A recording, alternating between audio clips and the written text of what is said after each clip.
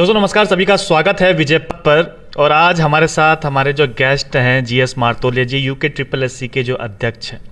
हालांकि ये इंटरव्यू में लाइव करना चाह रहा था क्योंकि अमूमन हम लोग लाइव करते हैं ताकि आपके जो सवाल हैं वो भी हम लोग ले सकें, लेकिन यहाँ पर कनेक्टिविटी ना होने के कारण हम लोग लाइव आज नहीं कर पाए, उसके लिए क्षमा प्रार्थी हैं। सर पहले तो आपका बहुत बहुत स्वागत है और बधाई के पात्र भी हैं सर आप, क्योंकि हम लोग जब से यूके ट्रिपल एससी में लगातार वीडियो भर्ती घोटाले से लेकर तमाम हमने खबर की है, लेकिन जब से आपने चार्ज संभाला है तब से ऐसा मौका नहीं मिल पाया है कि हम लोग यहाँ पर लगातार आ पाएँ। तो इसके लिए सर बधाई के पात्र हैं, क्योंकि जो जिम्मा आपको मिला था एक बखूबी आपने संभाला है। नहीं, बहुत बहुत धन्यवाद आपका। और ठीक कह रहे हैं आप, थोड़ी समस्याएं आई हमारे कमीशन को लेकर के, जिससे यहाँ के युवाओं को भी दिक्कत हुई, उनकी हार्डशिप उनको फेस करना पड़ा। और फिर एक विषम परिस्थितियों में कहिए जो था उस टाइम पर मैंने चार्ज ग्रहण किया पिछले साल अक्टूबर में। और मैं एक कोशिश किया मैंने कि इसको एक मिशन के तौर पर करें, और जो युवाओं का एक विश्वास ख़त्म हो गया हमारे कमीशन के ऊपर, उसको दोबारा बहाल करें, उनको रिस्टोर करें। उस दिशा में मैं लगातार प्रयास करता रहा। और आज हम लोग जो हमारे पास लंबित प्रकरण थे सारे, जिसमें 3 तो एग्ज़ाम बड़े थे जो दोबारा कराना पड़ा, हमने वो भी कर दिया है। और उसमें 2 की रिकमेंडेशन भेज दी, तीसरा हम नेक्स्ट वीक में मंडे ट्यूसडे को भेज देंगे। और नए 3 एग्ज़ाम कराए, और पुराने जो हमारे पास 8 एग्ज़ाम थे उसको भी हम लोगों ने बहुत डिटेल में उसकी समीक्षा करके, कानूनी पहलुओं पर देख करके, टेक्निकल चीज़ों को देख करके, कहीं पर कोई अनफेयर मीन्स नहीं कैसे हुआ उसको सब देखने के पश्चात भी उसका रिजल्ट भी हम लोग करीब हमने कंप्लीट कर दिया है। वर्तमान में हम अब करीब 6 परीक्षाएँ हैं जिसको हम कराने के लिए तैयार हैं, जिसमें 2 है जिसमें एग्रीकल्चर और स्नातक स्तरीय में आजकल हमारे फॉर्म भरे जा रहे हैं। और नवंबर से, लास्ट नवंबर से हम लगातार फिर फरवरी मार्च तक का हम लोग अपना कैलेंडर जारी कर दिया है, और लगातार एग्ज़ाम हम करेंगे। और हमारी कोशिश यही होगी कि जो जितना मेहनत करे उसका परिणाम मिले। किसी तरह का कोई बदमाशी या कोई करप्शन या भ्रष्टाचार या नकल जैसी कोई चीज़ें न हो, इसके लिए पूरी कोशिश हमारी होगी। सर बदलाव क्या कुछ किए, क्योंकि जिस समय एस राजू जी थे उनके साथ भी कम से कम 10-12 साक्षात्कार किए, जिस समय बड़ोनी जी सचिव थे उनके साथ भी बहुत साक्षात्कार किए, वो भी डेडिकेटेड थे, अपने आप में काम करते थे। लेकिन जो हमने रिजल्ट देखा, क्योंकि हमने वीडियो का जो टॉपर्स थे उनके इंटरव्यू भी लिए थे, वो यूके ट्रिपल एससी की फुल फॉर्म तक नहीं बता पाए थे। जब नेक्स्ट आपके आने के बाद जो रिजल्ट जारी हुआ तो हमने उन टॉपर्स के इंटरव्यू भी लिए, लेकिन वो लग रहे थे कि वाकई में टॉपर्स। तो इस बीच क्या कुछ बदलाव रहा, क्या कुछ बदलाव आपने किया जो पुराने अध्यक्ष और सचिव नहीं कर पाए थे? देखिए, तो कोई भी अध्यक्ष हो, सचिव हो, देखिए कोई भी आदमी नहीं चाहता कि मेरा कार्यकाल खराब हो। हर आदमी कोशिश करते हैं कि मैं बढ़िया काम करूं, और उन्होंने बहुत अच्छा काम किया, इसमें कोई डाउट नहीं है। ठीक है, गलती हुई, उसमें थोड़ी सी लापरवाही भी कह सकते हैं उसको हम, उसका एक नुकसान हमको हुआ। उसमें चाहे पेपर लीक हुआ हो या ब्लूटूथ से नकल हुई हो या मुन्ना भाई जैसे लोग बैठ गए हों, वहाँ थोड़ी सी शायद हम लोगों ने अपनी जो हमारी एजेंसीज थी जिससे हम काम कराते थे उस पर हमने ज़्यादा विश्वास कर लिया, और उसी का परिणाम ये हुआ कि हमें इतना बड़ा नुकसान झेलना पड़ा। इसके साथ हम लोगों ने थोड़ा सा क्वेश्चन का पैटर्न भी चेंज किया है अभी, कि सिंगल लाइनर पहले क्वेश्चन होते थे, उसको हम थोड़ा चेंज किया है हम लोगों ने। और नई संस्कृति पे, कल्चर पे, भाषाओं पर भी हम लोग जा रहे हैं। दूसरा, एक्सपर्ट्स को भी हम रेगुलरली मॉनिटर कर रहे हैं। जो हमारे एक्सपर्ट्स हैं वो एक अच्छे हों और एक क्वालिफाइड हों, वो भी हम कोशिश कर रहे हैं। दूसरा, जो रेफरेंस बुक होती है जो हमारी, जैसे हम कोई क्वेश्चन देते हैं तो सर रेफरेंस बुक भी डालनी पड़ती है। कई बार मैंने ऐसा भी देखा है कि कोचिंग सेंटर पढ़ाने वालों की रेफरेंस बुक को भी लोगों ने कोट किया है, जो ठीक नहीं है। और हमारी कोशिश है कि हमारी अच्छी किताबें हों, एनसीईआरटी की बुक्स हों, अच्छे लेखकों की किताब, अच्छे राइटर की किताब हों, अच्छे हमारे एक्सपर्ट हों। और जो भी क्वेश्चन बनेंगे अब, वो कोई बाहर से पेपर नहीं होगा, उनको अपनी बुक्स अवेलेबल कराएंगे कमीशन में ही। हम अपनी लाइब्रेरी को अपडेट कर रहे हैं। अच्छा। और उसमें अच्छी बुक्स रख रहे हैं, उसी बुक के रेफरेंस से ही क्वेश्चन होंगे, कोई बाहर की बुक का रेफरेंस नहीं होगा। जो कई बार होता ना कि मॉडल पेपर निकाल देते हैं लोग, उत्तराखंड का इतिहास लिखने वाले आजकल बहुत हो गए हैं। तो हम किसी अच्छी किताब को, अच्छे राइटर की किताब को देखें ना, नाम कोचिंग सेंटर की बुक्स को क्यों जाएँ। तो हम लोगों ने ये कोशिश की है कि हमारे बुक्स फाइनल किए हैं अभी तक? बुक्स हो गए, हमारे फाइनल हो गए। हम लोग मोस्टली हम अपने अभी हम लोगों ने काफ़ी नई बुक्स खरीदी हैं। हर सब्जेक्ट में हम नई बुक्स खरीदेंगे, और अच्छे राइटर की खरीदेंगे, एनसीईआरटी की खरीदेंगे। एटकिंसन के गजेटियर भी हम लोग ले लिया हम लोगों ने, हिंदी अनुवाद में अंग्रेजी अनुवाद आ गए हमारी। तो जो भी क्वेश्चन होंगे ये कमीशन में ही बनाए जाएंगे, एक्सपर्ट यहीं आएंगे, और उनको बाहर से कुछ लेके नहीं आना, बुक्स वहीं हम प्रोवाइड करेंगे।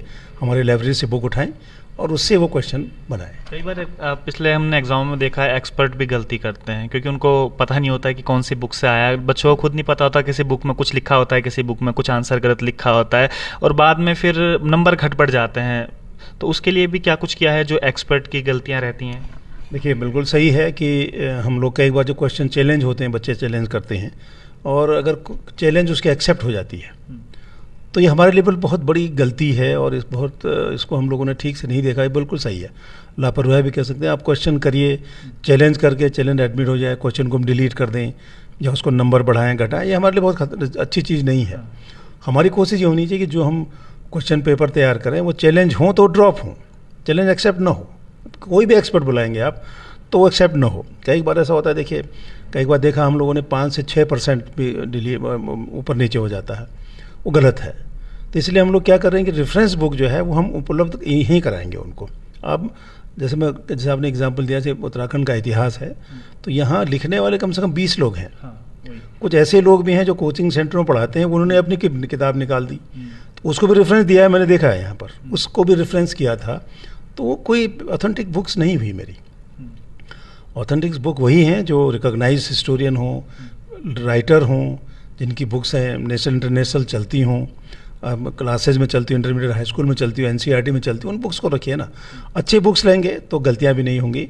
और चैलेंजेस जब क्वेश्चन होते हैं, चैलेंज होते हैं तो उससे नुकसान हमको होता है। देखिए फाइनल करेगा ये बुक जो आपने बोला है, कुछ बुक वो तो कर चुके हैं हम। अब तो हमारे पिछले 2 पेपर हमने, पिछला जो लास्ट पेपर हमने किया था जुलाई में, उसमें हम लोगों ने यही तय किया कि हम ही बुक्स हमारी लाइब्रेरी से बुक्स लेंगे, बाहर से नहीं लेंगे। ये अभी भी वही चल रहा है हमारा। और एक्सपर्ट्स में भी हम लोग कोशिश कर रहे हैं कि अच्छे एक्सपर्ट हमारे पास हों और जिनके चैलेंजेस ज़्यादा हों और चैलेंजेस एक्सेप्ट हों तो फिर वो हमारे लिए बहुत फ़ायदेमंद नहीं है।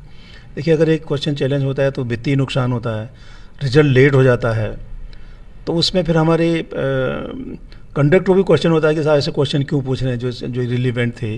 तो उसको बचने के लिए हमारी कोशिश है कि चैलेंजेस बिल्कुल ना हो, चैलेंज हो तो ड्रॉप हो, ये हमारी कोशिश हो। कई बार सर क्योंकि हमारे पास कई मुद्दे ऐसे भी आए हैं, क्योंकि टेक्निकल पेज इसे कह सकते हैं आरक्षण को लेकर भी, जैसे कि किसी जनरल वुमेन ने अगर कोई एग्ज़ाम निकाला है और कई बार ऐसा होता है कि ओबीसी की कट ऑफ ऊपर चल जाती है और जनरल वुमेन्स की नीचे रह जाती है क्योंकि वो अलग अलग उसमें आता है और बाद में फिर कोर्ट में सब चैलेंज हो जाता है और आयोग कटघरे में आ जाता है कि भाई आप आरक्षण कैसे कर रहे हैं, हॉर्टिकल्चर आरक्षण कर रहे हैं कि तो इसका भी कुछ टेक्निकल पेज निकाला है आपने, क्योंकि बहुत सारे मामले ऐसे पेंडिंग अभी भी यूके-SSSC में मौजूद है। इसमें देखिए कोई गलत काम नहीं कर सकता आदमी। आप नियम से चलोगे, रूल से चलोगे, गवर्नमेंट के शासनादेश से चलोगे, रिजर्वेशन पॉलिसीज क्लियर हैं। सर राज्य और फिर उसमें जो सेंटर की पॉलिसीज है उसमें भी कहीं ना कहीं टेक्निकल पेज फंस सेंटर का डिफरेंट हो गया, सेंटर से हम गवर्न नहीं होते। हमारा रिजर्वेशन जो होगा क्लास सी में उत्तराखंड का ही रिजर्वेशन फॉलो होगा। जैसे एसटी में यहाँ 4% है, भारत सरकार में 7.5%, उसे गवर्न नहीं होते हम उत्तराखंड के नियम से, उत्तराखंड के रिजर्वेशन पॉलिसीज से हम बधे हैं। और उसमें जो लड़का रिजर्व कैटेगरी का भी एग्ज़ाम देता है, अगर उसको मेरिट में जनरल ऊपर आया तो जनरल में चला जाएगा वो। ये नियम है, रूल है। तो इससे तो कोर्ट में ऐसा कोई बहुत ज़्यादा देखिए, कोर्ट में अगर कोई चैलेंज करता भी है, अभी एक लेटेस्ट ही क्वेश्चन और चैलेंज हुआ है हमारे पास बैकवर्ड का, उसका कहना है कि मेरे नंबर ज़्यादा हैं, ठीक हो गया, और मैं जनरल में था, लेकिन मेरा सिलेक्शन नहीं हुआ। अब देखिए उसको टेक्निकल पे जाएंगे तो जनरल के लिए टीईटी एग्ज़ाम करने के लिए 90% चाहिए आपको। अगर आप टीचर बनना है तो टीईटी जो होती है उनका जो होती है उसे 90% चाहिए और बाकी के लिए कम चाहिए। तो जनरल का जो ओबीसी का बच्चा जो वहाँ गया, टॉपर गया, तो उसका टीईटी में नंबर कम थे तो आपने ओबीसी में चला गया। उसके बाद जो सेकंड लड़का था उसको अपने चॉइस के हिसाब से कुमाऊँ या गढ़वाल नहीं मिल रहा था, तो उसको अपनी चॉइस के हिसाब से वो पीछे शिफ्ट हो गया अपने कैटेगरी में। तो ओबीसी का ज़्यादा नंबर होते हुए भी बाहर हो गया। बाहर होगा, टेक्निकली बाहर होगा, वो इलीगल नहीं है। उसको लगता है कि मेरे नंबर ज़्यादा थे, लेकिन आप उसको पूरे रूल्स पढ़ेंगे तो टेक्निकली वो ठीक बाहर गया। लेकिन इसमें कोई कटघरे में नहीं कभी कमीशन आता है। इसमें जो रूल्स हैं, रूल्स के हिसाब से बच्चों को परेशानी होती है, क्योंकि मेरे पास कुछ मामले आए हैं यूके-SSSC के जहाँ पर जनरल वुमेन में हैं, उनके नंबर कम थे, लेकिन जो दूसरा ओबीसी वाला उनकी कट ऑफ ज़्यादा चली गई थी। इसके बावजूद यूके-SSSC ने सिलेक्शन तो कर दिया था, लेकिन कोर्ट के जाने के बाद वो सब सिलेक्शन रुक गया। नहीं सिलेक्शन उसमें मेरी 30% वुमेन में छोड़ दीजिए ना, वो अलग कैटेगरी हो गई है। उसके बाद ओबीसी का नंबर ज़्यादा की बात आप कर रहे हो, वही बात मैं भी कर रहा हूँ। हाँ। मैं आपको एक एलटी का एग्ज़ाम बता रहा हूँ, एक जो अभी हमारे यहाँ चल रहा है। उस बच्चे का एग्ज़ाम जनरल में उसका सिलेक्शन हुआ, जनरल मेरिट में आ गया, 66 से ऊपर नंबर है उसके, जनरल का सिलेक्शन हो गया। लेकिन जनरल में एलटी बनने के लिए टीईटी जो एग्ज़ाम होता है उसका 90% होना चाहिए आपका, 90% टीईटी पर क्वालिफाई करेंगे, 90% नंबर होना चाहिए आपका, तब आप क्वालिफाई, तब आप जनरल में जाएंगे। 90 से कम है तो आप बाहर हो जाओगे, जनरल से बाहर हो जाओगे, अपनी कैटेगरी वहाँ 85 है, तो 85 में आपका सिलेक्शन हो गया अपनी कैटेगरी में, अपनी कैटेगरी में चला गया। लागू नहीं होती जो आप उनमें लागू, वो 30% अलग डिफरेंट हो गया बिल्कुल ही। हाँ। वो 30% बिल्कुल अलग हो गया, वो बिल्कुल अलग। 30% में उसमें कोई झगड़ा नहीं है कि वहाँ वो नहीं कंप्लीट करेगा। क्या 2 आरक्षण के लाभ मिल पाएंगे? जैसे एक ओबीसी के भी लाभ ले पा रहे हैं, अगर ओबीसी में नहीं हो पा रहा है तो फिर जनरल वुमेन में ले रहे हैं, इस प्रकार से आरक्षण के लाभ मिल नहीं, जनरल का आप उसका एक ही मिलेगा। हाँ। अगर वो महिला, अगर जनरल, अगर वो 30% वुमेन में है तो 30% वुमेन में जाएंगे, वहाँ शिफ्ट नहीं होगा। शिफ्ट होता है जब जनरल जो अनरिजर्व 40% 50% है, उसमें से आप शिफ्ट होंगे। देखिए 50% ऐसे हैं जो अनरिजर्व कहलाते हैं, ठीक है, जो जनरल सीट है मान के चले, जब 100 सीटें निकली तो 50 सीटें अनरिजर्व हो गई। 50 सीट में जनरल भी जा सकता है, एससी भी जा सकता है, ओबीसी भी जा सकता है, एसटी भी जा सकता है, कोई भी जा सकता है। अगर सपोज करें मेरिट 80 गई, 80 के ऊपर में अगर ओबीसी भी है, वो भी जनरल माना जाएगा, वो अपनी जगह से वहाँ चला गया। और उस वहाँ पर जरूरी नहीं है कि जनरल का लड़का सिलेक्शन हो, कोई भी सिलेक्शन हो सकता है। लेकिन अब वहाँ दिक्कत क्या होती है, वहाँ फिर अगर कई डिपार्टमेंट को अगर आप क्लब करते हैं तो उसके बाद चॉइस मांगता है कि साहब मुझे पीडब्ल्यूडी जाना है, सपोज करिए, और उस कैटेगरी वाले को वहाँ पीडब्ल्यूडी नहीं मिलता है, नंबर ज़्यादा हैं लेकिन उससे ऊपर और लड़के हैं तो उसको नहीं मिलेगा, नहीं मिला उसको, तो उसको उठा करके फिर अपनी कैटेगरी में जाएगा पीछे ओबीसी में, जहाँ से वो लड़का, जहाँ उसको उसकी चॉइस मिलेगी, क्योंकि मेरिट से उसकी चॉइस है। तो उधर जनरल से एक लड़का बाहर हो गया और ये लड़का वो ओबीसी में चला गया, ओबीसी लड़का बाहर हो जाएगा, जनरल से लड़का ऊपर आ जाएगा। ये काफ़ी टेक्निकल पैंच था, इसलिए मैं समझना भी चाह रहा था सर से कि एक्चुअल में है क्या, क्योंकि बहुत सारे बच्चे से बड़े परेशान भी होते हैं कि आखिर ये आयोग कर क्या रहा है, लास्ट में कहते हैं कि आयोग में ही कुछ ना कुछ गड़बड़ी इसमें हो रही है। तो टेक्निकल पेज को भी बड़ा समझना जरूरी है। सर कुछ सवाल भी हमारे पास आए थे, हालांकि मैं लाइव में लेना चाह रहा था सवाल, लेकिन मैं आपसे वैसे ही पूछ लेता हूँ, क्योंकि अभी तक कई ऐसे भर्ती रिजल्ट हैं जो नहीं आ पाए हैं, बड़े परेशान हैं बच्चे, कहते हैं कब आखिर आएगा। जैसे वे एलटी भर्ती परीक्षा में कितनों पदों पर आएगी, क्योंकि कैलेंडर में केवल 657 पद दिए गए हैं, जिसमें कुमाऊं मंडल के अधियाचित पद सम्मिलित नहीं है। इस प्रकार के भी सवाल हैं। नहीं, कुमाऊं गढ़वाल दोनों के आ गए हमारे पास, और वो बेसिकली अध्याचन तो देखिए डिपार्टमेंट को भेजना है, मुझे कुछ नहीं करना है। अच्छा। और कुमाऊं के गढ़वाल के दोनों आ गए हैं, दोनों के अध्याचन आ गए हैं, तो वो तो हम लोगों ने अपना कैलेंडर जारी कर दिया, उस डेट पे उसके एग्ज़ाम होंगे। अच्छा। इसमें सबसे एक दिक्कत क्या है जो आ रही है लड़कों को, जो सवाल पूछना चाहिए था, जो कला का एग्ज़ाम, पिछला एग्ज़ाम जो होता वो हाई कोर्ट ने ख़त्म कर दिया, माननीय हाई कोर्ट से वो केस ख़त्म कर दिया और दोबारा री एग्ज़ाम करने का उसमें ऑर्डर हुआ है। उस पर अभी डिपार्टमेंट ने कोई एक्शन लिया नहीं है, वो एग्ज़ाम भी होनी चाहिए। वर्तमान जो भर्ती होंगी उसमें सम्मिलित नहीं होगा कला के? सम्मिलित नहीं है वो। अच्छा। क्योंकि उन्हें अभी जो निकाला है इन लोगों ने वैकेंसी जो हमारा अध्याचन दिया है, उसमें कला के 7 या 8 पोस्ट दिए हैं, और 262 के आसपास पोस्ट हैं जो पिछले बार सब होने के बाद स्टे हो गया कोर्ट से, फाइनली कोर्ट ने निरस्ती कर दिया है। तो उसमें दोबारा एग्ज़ाम होगा, या जो भी कोर्ट में जो भी करें, लेकिन उनको करना चाहिए। जो बेचारे जो एलटी करके बीएड करके बैठे हैं उनके साथ ही अन्याय होगा, फिर उनको डिसीजन लें, गवर्नमेंट डिपार्टमेंट डिसीजन ले, एजुकेशन डिपार्टमेंट डिसीजन ले, एग्ज़ाम कराना है नहीं कराना है, या जो हम एलटी के एग्ज़ाम के उनका कराना, निर्णय कर लेना चाहिए उनको। इसमें और सवाल आए हैं एलटी को लेकर, मैं पूछ लेता हूँ कि एलटी भर्ती परीक्षा के पैटर्न में बदलाव होगा या पूर्व की भांति 100 मार्क्स का पेपर होगा? नहीं, हमने पूर्व की भांति हम लोग करेंगे। हम लोगों ने डिपार्टमेंट को लिखा है कि अपने नियमावली को चेंज करें और उसके हिसाब से आगे हम एग्ज़ाम कर पाएँ। नियमावली को चेंज करने के लिए उसमें कहा है। चलिए, कुछ संशोधन वगैरह हुए हैं सर इसमें, और कुछ जो एलटी की तैयारी अभी कर रहे हैं? नहीं, संशोधन कुछ नहीं है। संशोधन देखिए, बेसिकली जो सिंगल लाइनर क्वेश्चन था ना, पहले एक लाइन का क्वेश्चन होता था, तो हम कहाँ के रहने वाले हो, मैंने कहा पौड़ी का रहने, ऐसा नहीं होगा।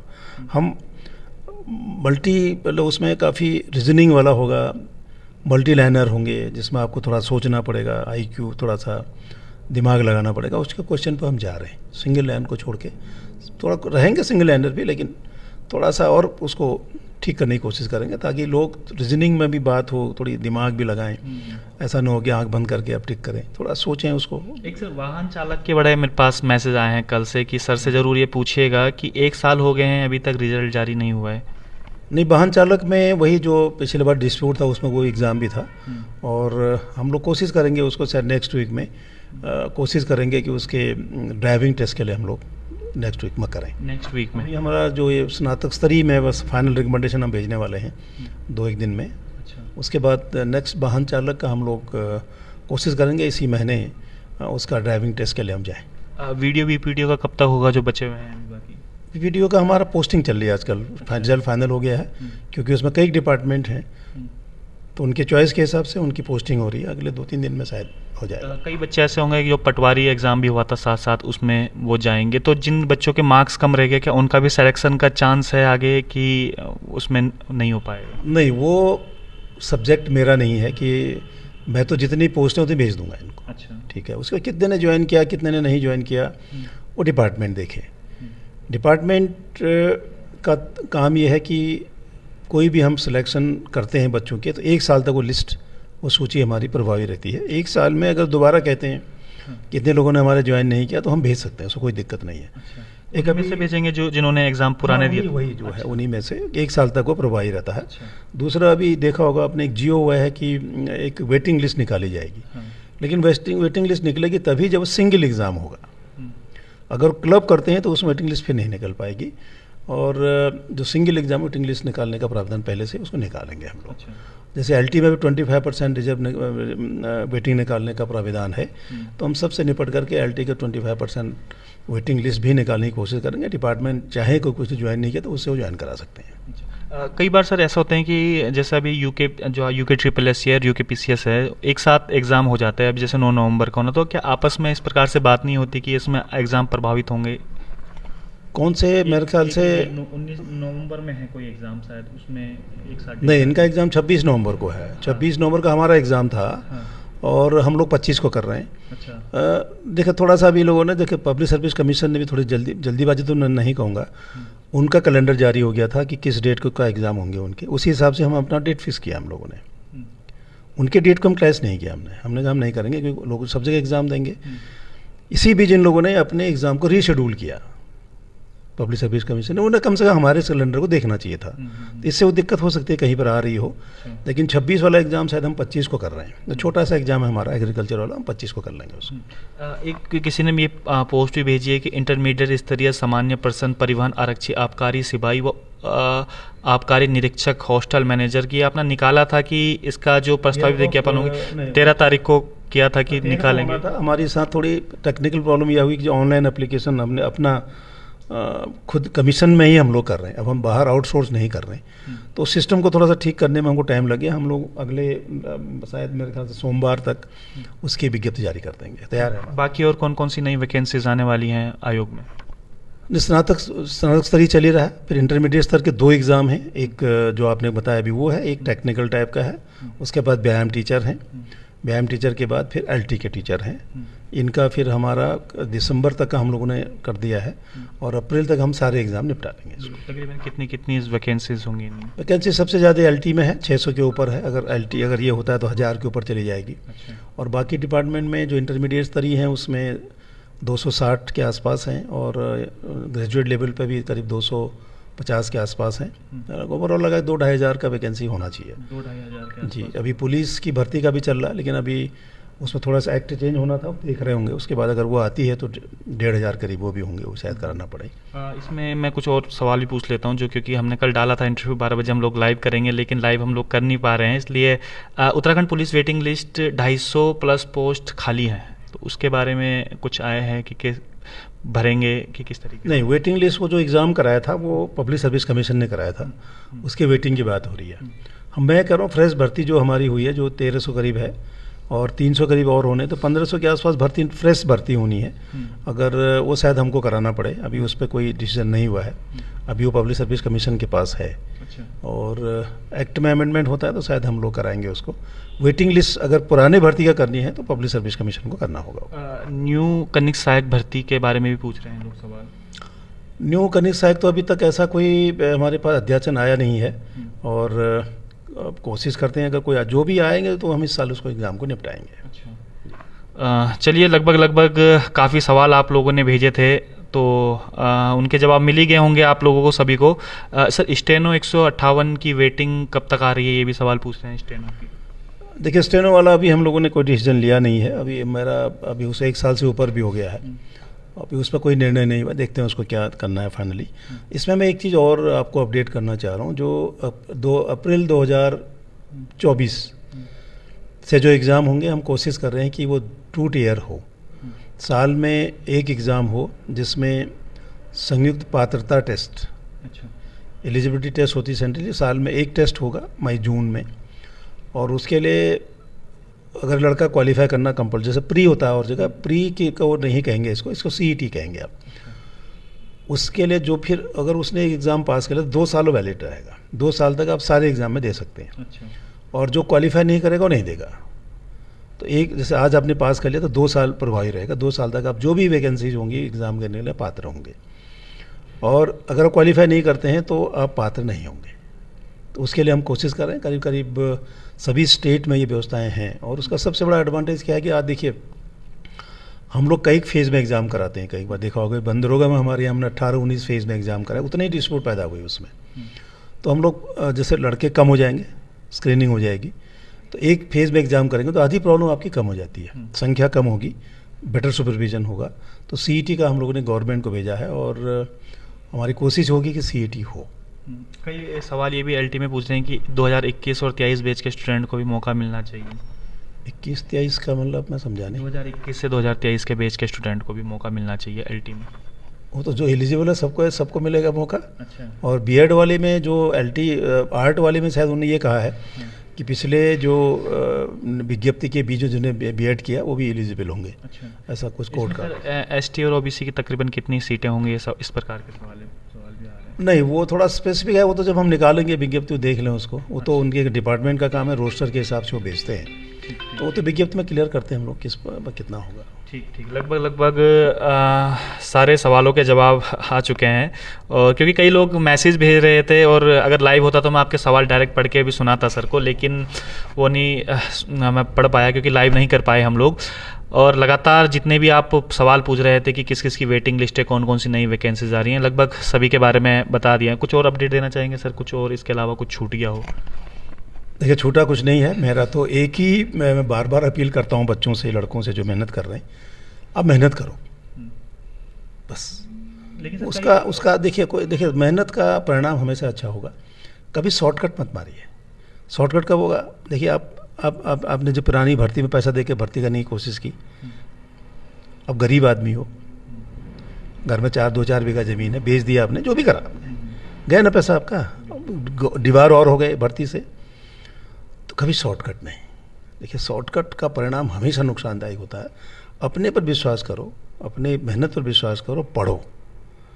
और मैं इतना विश्वास दिला सकता हूँ कि हमारे कमीशन जो एग्ज़ाम होंगे उस पर बदमाशी नहीं होगी, पेपर लीक नहीं होंगे, कोई आदमी इस तरह का कोशिश नहीं करेगा कि मैं तुम्हें भर्ती या करा दूंगा। हमारी पूरी कोशिश होगी, इस पर हम लोग बिल्कुल दृढ़ संकल्पित होंगे कि अपना काम करेंगे। बच्चे अपने मेहनत विश्वास करें, मेहनत करें, और मेहनत का परिणाम उनको अच्छा मिलेगा। और कभी देखिए, शॉर्टकट जो गया वो हमेशा नुकसान में पाया। हम पर विश्वास करिए, हम आपको बिल्कुल इतना श्योर करते हैं कि हम बदमाशी नहीं होने देंगे, और आपके रिजल्ट के हिसाब से, आपके मेहनत के हिसाब से आपको परिणाम देंगे, ये हमारी कोशिश होगी। और अच्छा करोगे, अच्छा मेहनत करोगे, अच्छा परिणाम होगा। और सब्र भी कभी, पेशेंस भी कभी रखना होगा। एक चीज़ और भी है, क्योंकि कई बच्चों के डाउट होते हैं, वो आयोग आते हैं, क्योंकि बड़े दूर दूर से लोग आते हैं यहाँ पर, सुदूर पहाड़ों के, एक दिन लगता है उन्हें आने, लेकिन आयोग से उन्हें उस प्रकार, क्योंकि गेट के अंदर नहीं घुसने दिया जाता, कई सारी चीज़ें होती, तो कोऑर्डिनेशन वो नहीं मिल पा रहा है, या ट्रांसपेरेंसी उस प्रकार से नहीं हो पा रही है। तो उसके लिए भी कुछ सोचा है कि क्या कुछ होगा? मैं बाहर देख रहा था, उसमें लिखा हुआ प्रतिबंधित क्षेत्र, यहाँ पर फोटो खींचने मना है, जैसे कि ना जाने क्या संदिग्ध यहाँ पर चीज़ें हो रही हो, तो इस प्रकार से क्यों है? देखिए, ऐसा है ना कि कमीशन सभी जो ये प्रतिबंधित प्रोहिबिटेड एरियाज हैं ही हैं। देखिए, यहाँ पेपर भी हैं हमारे पास, यहाँ हमारे क्वेश्चन पेपर भी बनते हैं, यहाँ हमारी स्कैनिंग भी होती है, तो प्रतिबंधित है ही है। और जहाँ तक लोगों की क्वेरीज़ का प्रश्न है, यहाँ तो देखिए मुझे उत्तराखंड में सबसे बढ़िया क्या है ना, देखिए आप किसी और स्टेट के कमीशन को जाके देख लीजिए, आप चेयरमैन से बात करना बड़ा मुश्किल है, आप मुझसे बात करना मिलना तो बहुत बड़ी बात है, आप मिल के देख लीजिए। यहाँ इतनी लिबर्टी है, लोगों को मुझे फ़ोन करते हैं कि साहब उसकी वेटिंग लिस्ट कब निकाल लो, मुझे फ़ोन करते हैं वो कहते हैं साहब उसका रिजल्ट क्यों विलम्ब हो रहा है, मुझे बताओ आप। अच्छा। सीधे फ़ोन करते हैं। और मैं जब से आया हूँ मैं हर बच्चे से मिला जिसके बच्चे की परेशानी थी, किसी को नहीं रोका गेट पर। हाँ, ये नहीं होना चाहिए कि साहब मैं गेट खोल के चले आऊँ अंदर, वो नहीं होना चाहिए। आप आएँ, गेट पर आएँ, गेट से बात होती है हमारी, हम कहते हैं बुला लो, हम बात करके चले जाते हैं। हाँ, ये नहीं कि साहब 50 आदमी की भीड़ लगी है, कोई विज्ञापन देने का तो काम है नहीं। अपनी परेशानी सुनो, आपकी समस्या हम सुनेंगे और मैं सुनता हूँ। एक बार ऐसा हो जाता है कि नहीं सुन पाते, बाहर निकलता हूँ, गेट पकड़ा रहता हूँ, गेट बाहर खड़े तो बात कर लेता हूँ, बोलो क्या करना है तुम्हें, उनकी बात सुन लेता हूँ। तो कम्युनिकेशन तो हम बनाए रखते हैं, बच्चों के साथ कम्युनिकेशन बिल्कुल लगातार बनाए रखता हूँ मैं नहीं होता हूँ तो हमारे सेक्रेटरी मिल लेते हैं, जो भी हम अवेलेबल रहते हैं। मैं होता हूँ तो मैं सबसे मिलता हूँ और मैं रेगुलर बैठता हूँ ऑफिस में। 11 से लेकर के करीब 4 बजे तक तो मैं रहता ही रहता हूँ। अगर बहुत ज़रूरी नहीं हुआ तो मैं 5 साढ़े 5 बजे बैठता हूँ, तो मैं यहाँ बैठता ही हूँ। अभी मेरा एक नया रूम बनना है, आपने देखा होगा, यहाँ पर हम लोग प्रॉपर एक रिसेप्शन बना रहे हैं और वहाँ पर हम रेगुलरली करीब 16 घंटे में आदमी बैठेगा मेरा। एक हेल्पलाइन चालू कर रहे हैं, कोई दिक्कत है वो बताएगा उसको, उसका काम होगा कि यहाँ से पता करके उसको ब्रीफ करे।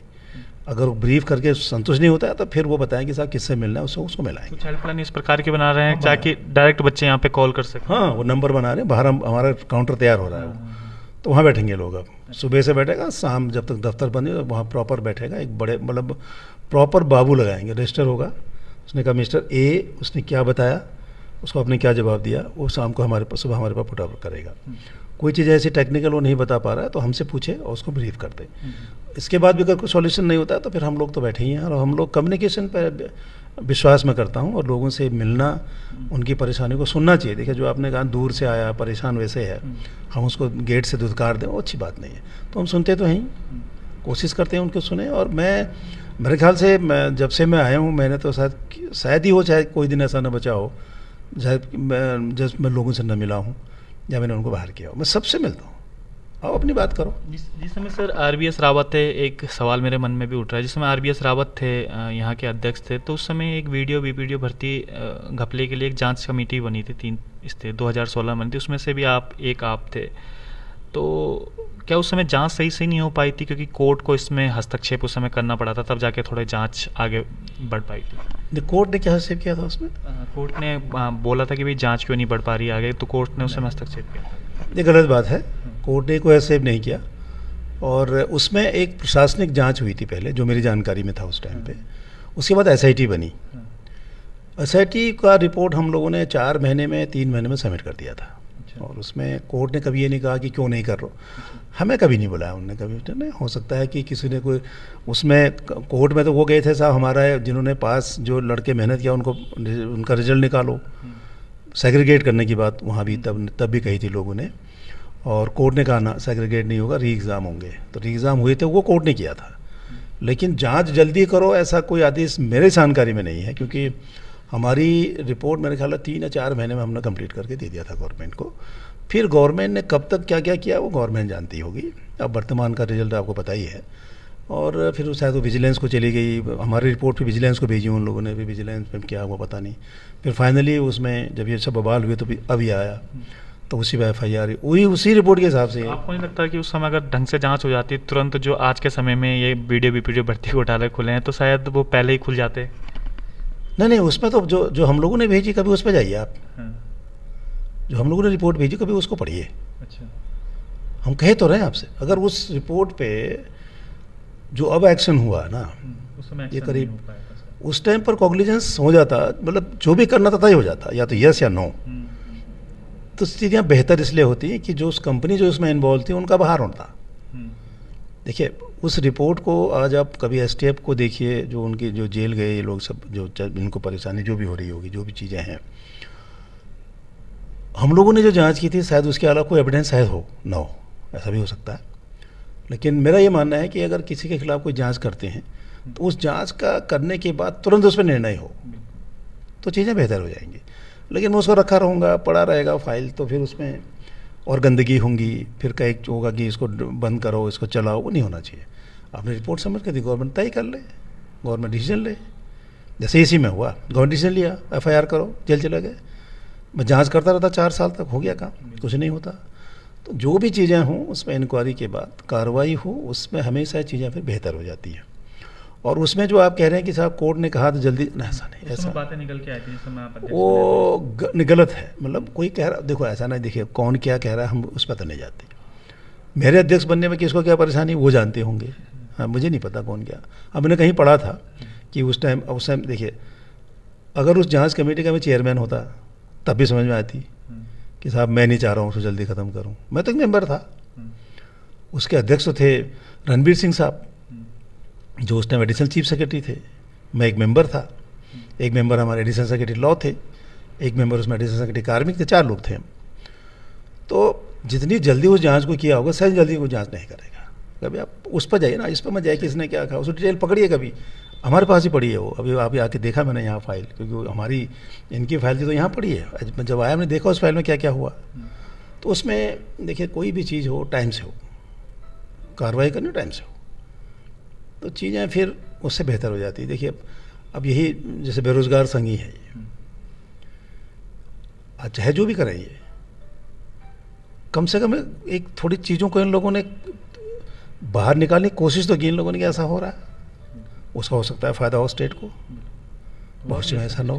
मैं वही कह रहा हूँ, जो आज के समय में मैं जिन बच्चों का मैंने इंटरव्यू लिए थे जो टॉप 5 में आए थे, उनके चेहरे की मुस्कुराहट कुछ और बता रही थी, उनकी मेहनत कुछ और बता उनका जो उनने जो चीज़ों को निकाला, अगर वो शायद नहीं निकलता तो ऐसे ही चलता रहता। कई लोग ऐसे भर्ती हो जाते जिनको अपना कह रहे SSS का फुल फॉर्म नहीं आता, ऐसे भर्ती और हो जाते, हो सकता था, पॉसिबिलिटीज़ थी। लेकिन उन चीज़ों को कम से कम इन लोगों ने कहीं ना कहीं तो निकाला ना। उससे कम से कम एक चीज़ तो है जो वॉच कर रहा है आपको, कहीं बदमाशी करोगे सालो ये लड़के तैयार बैठे हैं, बहुत सही है। उन्हें मतलब अच्छा काम इसको कह सकते हैं आप। और उससे चीज़ें और आसान हुई। अब इतना आसान तो नहीं, मैं एग्ज़ाम करा रहा हूँ, नकल करा दिया, नकल हो गया, पेपर आउट हो गया। लेकिन इस बेरोज़गार संघ ने मतलब उसको मैं कहता हूँ, जब कभी आता है बोलता हूँ उसको, आप लोगों ने कम से कम चीज़ों को बाहर निकाल दिया। तो जो करप्शन हो रहा था, जो बदमाशी हो सकती थी या होती, चाहे कंपनी करे चाहे कोई करे, उस चेक तो लग गया ना, चेक लग गया। तो एक अच्छा पॉजिटिव स्टेप उसको मानना चाहिए हमें, और उन्हें करा भी है, अब कर भी रहे होंगे, अभी भी कर ही रहे हैं। लेकिन फिर वो उसी दायरे पर काम करें, दायरे को इतना ना बढ़ाएं कि फिर वो पॉलिटिकल टाइप हो जाए, ऐसा भी नहीं होना चाहिए। मतलब बेरोज़गारों के हित की बात करो, बहुत अच्छा है, करना चाहिए। चलिए सर, बहुत बहुत धन्यवाद, आपने हमें समय दिया, कीमती समय। तो उम्मीद करते हैं कि जितने भी आपके सवालों के जवाब थे सबके सब मिल भी गए होंगे। और कमेंट बॉक्स में ज़रूर भी लिखिएगा, कुछ सवाल अगर छूट गए होंगे तो दोबारा जब हम इंटरव्यू करेंगे तो उस समय सर से ज़रूर पूछेंगे वो सवाल। तो बहुत बहुत धन्यवाद, देखते रहिएगा विजय पथ न्यूज़।